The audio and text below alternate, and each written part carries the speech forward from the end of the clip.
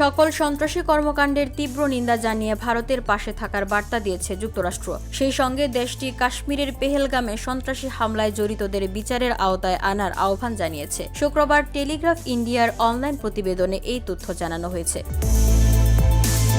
বৃহস্পতিবার মার্কিন স্টেট ডিপার্টমেন্টের মুখপাত্র ট্যামি ব্রুস বলেছেন, প্রেসিডেন্ট ডোনাল্ড ট্রাম্প এবং পররাষ্ট্রমন্ত্রী মার্কো রুবিও স্পষ্ট করেছেন যে যুক্তরাষ্ট্র ভারতের পাশে আছে এবং সন্ত্রাসবাদের সকল কর্মকাণ্ডের নিন্দা জানিয়েছে। এদিন কাশ্মীরে হামলায় নিহতদের জন্য প্রার্থনা এবং আহতদের আরোগ্য কামনা করেছেন ট্যামি ব্রুস। গত মঙ্গলবার কাশ্মীরের পেহেলগামে সন্ত্রাসী হামলায় ২৬ জন পর্যটক নিহতের ঘটনায় পাকিস্তান ও ভারতের মধ্যে চরম উত্তেজনা বিরাজ করছে। বসুন্ধরা, উত্তরা, বনশ্রী, কুড়িল ও বাড্ডা সহ রাজধানীর বিভিন্ন স্থানে অভিজাত ও অত্যাধুনিক মানের ফ্ল্যাট কেনার এক নির্ভরযোগ্য প্রতিষ্ঠান প্লেজেন্ট প্রপার্টিজ লিমিটেড। তাই আপনার স্বপ্নের আবাসনের জন্য আজই যোগাযোগ করুন। Pleasant properties limited, where destiny matches eventually.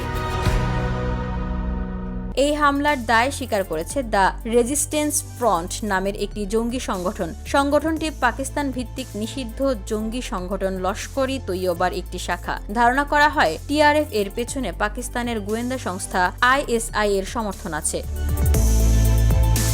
এই হামলার পেছনে পাকিস্তান জড়িত আছে কিনা এবং ভারত পাকিস্তানের উত্তেজনা কমাতে ওয়াশিংটন কোনো ভূমিকা পালন করছে কিনা সাংবাদিকের এমন প্রশ্নের জবাবে ব্রুস বলেছেন, পরিস্থিতির তীব্রতার কারণে বিষয়টি তুলে ধরা হয়েছে, কিন্তু এই মুহূর্তে আর কোনো মন্তব্য করা হবে না। এদিকে প্রতিবেশী দুই রাষ্ট্রের চরম উত্তেজনাকর পরিস্থিতির মধ্যে দুই পক্ষকে সর্বোচ্চ সংযম দেখাতে বলেছে জাতিসংঘ। VOD Bangla news desk.